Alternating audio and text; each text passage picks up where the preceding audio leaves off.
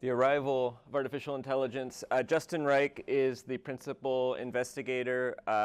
He lives here. He's presenting in California today. I live in California. I'm presenting here today. It's not the most efficient way to do it, but here we are.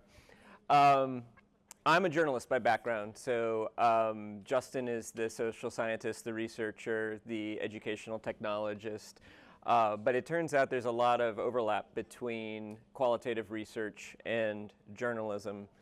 And I want to start with an anecdote. As a journalist, I tend to think in terms of narrative, in terms of anecdote. So I want to start with an anecdote that I think expresses why we're using the term arrival in the title. So this is from Steve Ouellette. By the way, I really enjoy playing around with the older generation of DALL-E to make my slides. So forgive me. I find them kind of hilarious. Steve Ouellette is a technology director, meaning he doesn't, he's not just managing laptops and Chromebooks and things like that at the school, although he probably does that, manages the servers. But he also, part of his job is to help teachers think through how to use technology to advance their educational goals. So he's here in Massachusetts, and this is a story he told about November, December of 2022. So I think it was it was December 8th, and I was home, sick with COVID. I got an email. I'm on a listserv, with all the tech directors in Massachusetts, and I got an email that said, "Have AI write your next English paper or something," and then the subcaption was, "Buckle up, here it comes." And someone had basically shared a video of this thing called ChatGPT that was generating an essay about, I think it was about raisin in the sun. And I was like, what is going on here? So Steve Ouellette sees that email, realizes this is going to be a big deal. This is, a week or two after ChatGPT or GPT 3.5 dropped, and people were just starting to figure out its capabilities. And so he wrote an email. In fact, he got ChatGPT to write an email to all the teachers in that school district to say, hey, there's this new tool. It may end up being very helpful to us as educators. It can also do your kid's homework assignment for them, so you might want to know about it. They very quickly put together some professional development, gave some guidelines to the teachers, and they've been sort of working to catch up ever since then. But I like this idea of buckle up, here it comes. I think it gets to the idea of arrival technologies versus adoption technologies. And this is something that Justin and I came up with. As far as we know, we originated this idea, at least in the context of education. We may be wrong about that. So school districts throughout history, there's been various technologies present in schools, in classrooms, things like chalkboards, pencils, textbooks, all sorts of other kinds of technology. And generally, most of those technologies that are present in learning environments are adopted by the schools, by the school district, by the teachers. Educational technologies can cause harm to educational systems as well as benefits. Technologies can cause distraction, academic misconduct, reduced instructional quality, cyberbullying. But with technology adoption, schools can introduce new technologies when they are prepared to manage the risks. They have policies in place. They have data privacy agreements in place. They have updated their academic integrity policy. They can make sometimes the wise, important, and prudent and ethical choice not to adopt a particular technology if they decide the school's not ready for it, or if they decide the technology's affordances are not worth the risks or the challenges.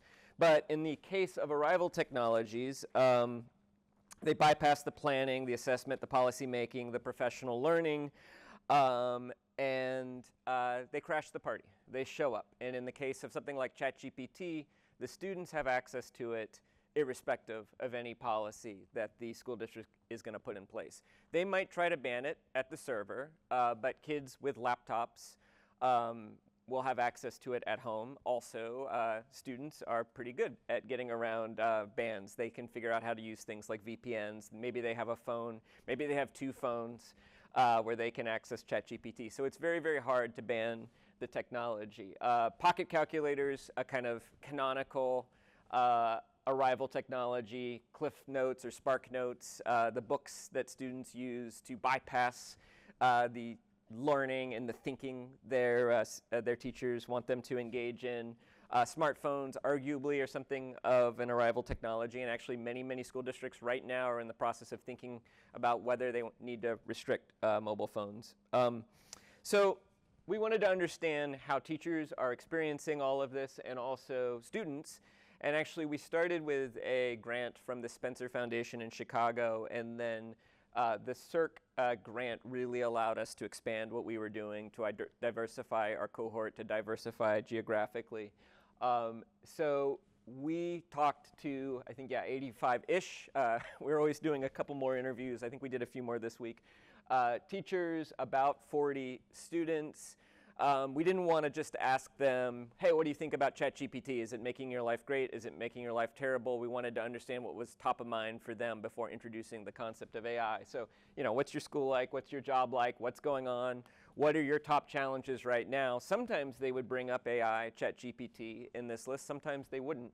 And then after we got sort of that baseline top of mind information, we would ask if they had noticed AI in their school. How is it being used by whom? Are students using it? Are teachers using it? Are you using it? Are you using it to support learning and education? Are students using it in ways that you approve of? Are students using it in ways that you disapprove of? And I would say that probably the most common story we got is something like this. I think probably we're still coding the data, but I would just estimate something like 3/4 of the teachers we spoke to had a story like Alec, who's an 8th grade social studies teacher in Chicago. So, if I'm used to looking at a student's classwork and they sound very much like an 8th grader, in the way that they structure their sentences, the vocabulary that they pick out, and then I receive an assignment, most likely an assignment done at home that is, you can pick it out almost instantly. The manifold differences between the South and the North, during the Reconstruction prompted, whatever. It's not 8th grade language, or it's not these students' 8th grade language. And so that's something that I would probably have a conversation with the student, and I would say, hey, look, this doesn't sound like your usual voice. When I looked in your edit history, I saw that this paragraph had just kind of popped up in a split second. Can you explain to me how that happened? I'm going to move to the next one. You missed, unfortunately, when the audio dropped out, you missed the kind of hilarious, the manifold differences between the North and South during the antebellum period led inevitably to the conflict. That there was this very kind of academic language used by an 8th grader who probably doesn't normally speak that way.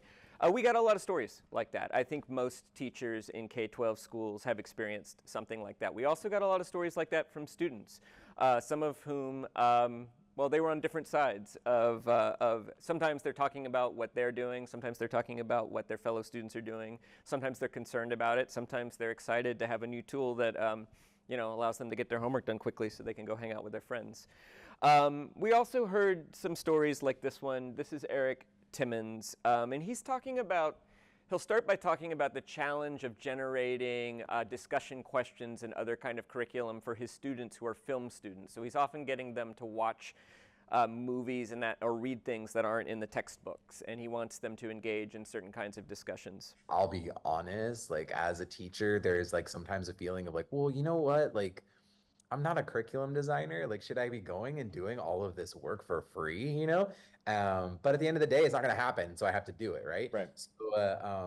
So being able to work with the smartest curriculum designer that's ever existed and have that at my disposal is incredible. ChatGPT. And being able to the take smartest curriculum designer that's ever existed. Project Zero's thinking routines and apply it to every assignment that I have is remarkable. I remember I was at a PD and someone introduced it. I'll stop that there.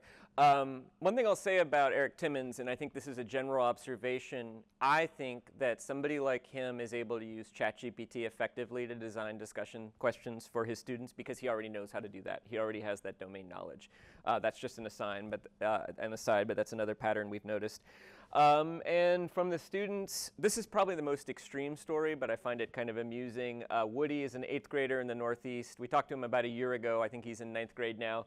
He described his science class moving through topics more quickly than was comfortable to him because he felt like his teacher was getting an illusion, like a mirage, in terms of what the students understood. And he thought this because he sits in the back and he watches his fellow students type prompts that the teachers are giving them into ChatGPT, and the teacher can't see, but he can. If you had to estimate, say in a classroom of 20 students, how many were using ChatGPT to cheat the way that you're describing, how many would you say?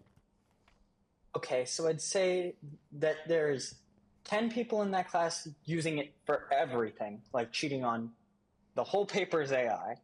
I'd say there's another 5 that probably half of it's written by AI, but they do actually read it through and go, gee, maybe I don't want to include the part that says as a large language model, but they like read it through and copy parts and splice bits and do whatever. Then I'd say, so you've got 5 remaining. I'd say probably 4 of that 5 do the paper legitimately. And then there's another 1 that's going and... I'll skip the rest of his answer just because what he's going to say is that there might be students who are using ChatGPT to supplement their work, maybe as a research tool or something like that. So overall, lots of concerns about cheating or bypassing learning, lots of discussions of enforcement, cat and mouse games. There are some examples of teachers saying AI is helping them support their work as teachers. I would say it's probably 2/3 the top one to maybe 1/3. We're coding the data. That's my sense of it right now. Some examples of AI helping with administrative tasks, teachers' role modeling uses of AI by students to support student learning. Perplexity, use Perplexity as a research tool. It searches the internet. That's a good example of that. Some experimentation with AI-powered edtech. Most teachers feel that the support and guidance from the school and district has been inadequate. We fielded a study with RAND last fall with their national teacher panel. They talked to 1,000 or so teachers. 25% said they've gotten any guidance or support with regard to the arrival of generative AI. This is in public education in the United States. 5% say the guidance or support that they've gotten is adequate or good. That's a year ago, so it may have gotten better. Lots of examples of building the plane as they fly it. Ethical challenges in the age of generative AI. The 2 at the top are the ones that I would say we found evidence of.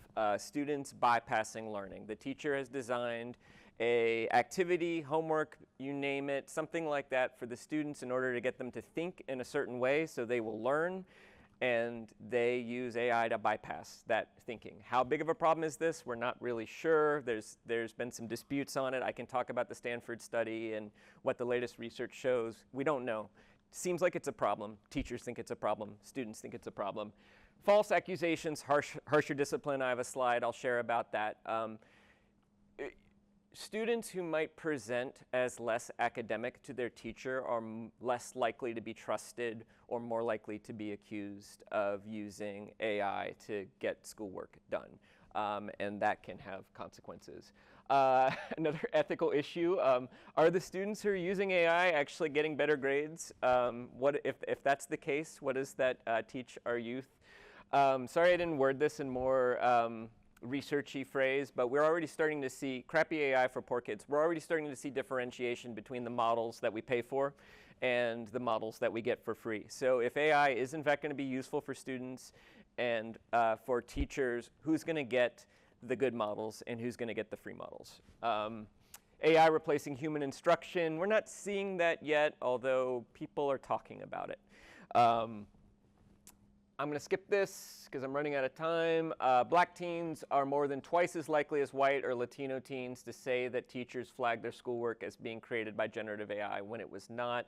That's a result from a Common Sense Media survey in 2024. That's something we're interested in trying to find out more about. And yeah, I already mentioned this. I just want to I think our hypothesis is, though, that the ethical concerns we talked about will be better addressed by schools that have made an effort to respond coherently. To me, the fact that teachers say only 25% of teachers say that their district has given them any policy guidance when it comes to AI, to me is shockingly low, although the more time I've spent talking to public school teachers, the less shocked I am by that statistic. We also think that districts with wealthier students and more resources are more likely to have put clear, coherent, and wise responsible AI policies in place. That's my sense of the data, but again, we're still kind of coding it for that. So we have an article we're submitting to the British Journal of Education Technology this week. To me, the signature thing that we're working on, because I'm a journalist and a podcast producer, is a mini-series, scripted, narrated podcast within the Teach Lab podcast called The Homework Machine. That's coming out in July. That will feature many more voices like the ones I shared with you, plus some analysis. We're also maybe going to make a responsible AI policy handbook for teachers or schools or districts who don't have a policy in place and would like some guidance. And we're thinking that maybe the next thing is to look at schools that are adopting AI-powered ed tech, because there's a lot of that going on out there. But I will stop there, and I'd love to take some questions if we have time.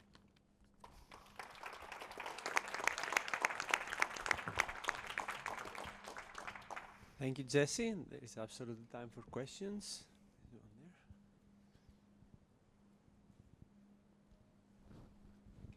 So I just wondering if, based on your talk, it's about those pre-college students. Do you think that those students doing that right now will bring this into college and into their graduate school?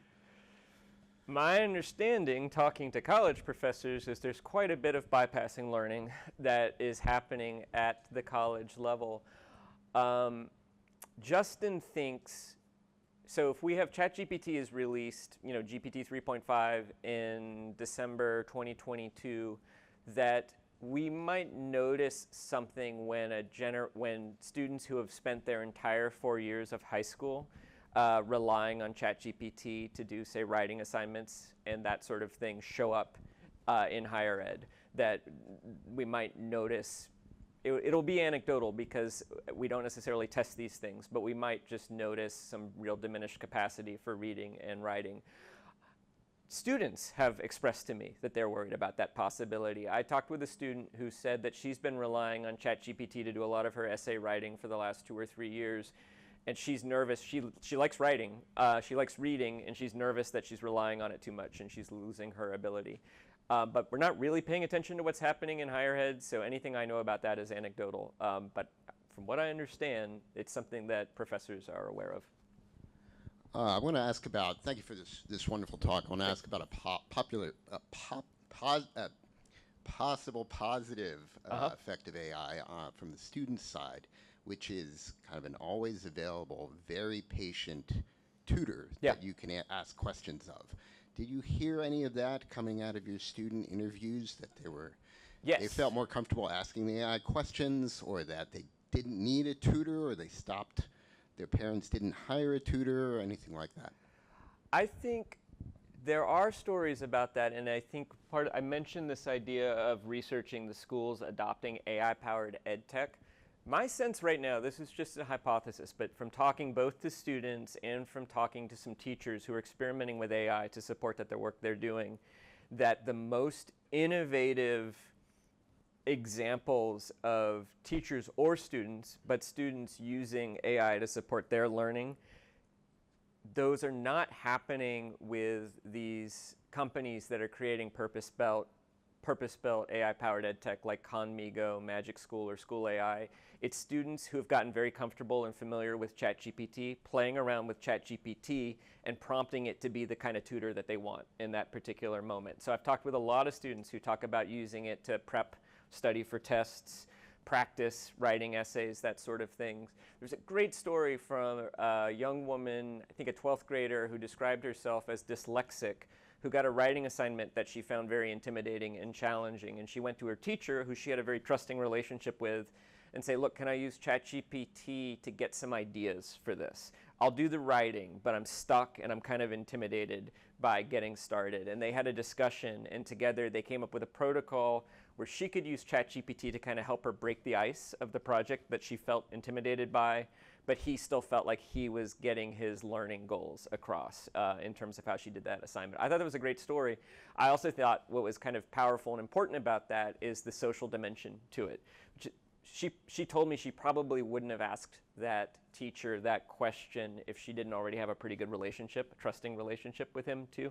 And I think that's vice versa. So you see this example of the social relationships between teachers and students mediating responsible uses of AI and those two parties working that out together. And I've heard of a few other stories like that too.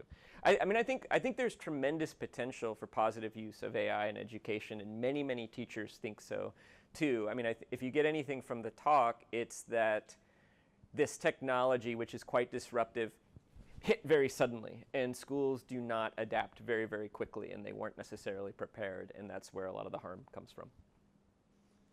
Thank you. One last question. Hi, yes, thank you so much for this talk. I was curious, although I'm not a big fan of things like standardized tests, I was curious if there was any impact on like average like scores and those kinds of like state-run tests or things like the SAT since the advent of things like ChatGPT. It's a really good question. It's a better question for Justin than for me. I really have focused on talking with the teachers, and he's really the education researcher. I think you can find his email online, and he'll respond to it if you want to ask him, or I can try to remember to ask him. My sense of this, though, is that standardized testing is really murky right now because there are other crises happening within education, emerging from a pandemic that really did have bad impacts on learning, particularly things like reading and math, particularly for younger students.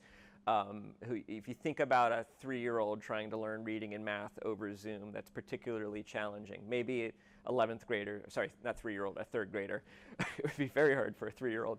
But if you think of like a 10-year-old or a 9-year-old trying to stay engaged in a Zoom math class a couple years ago, that would have been very hard.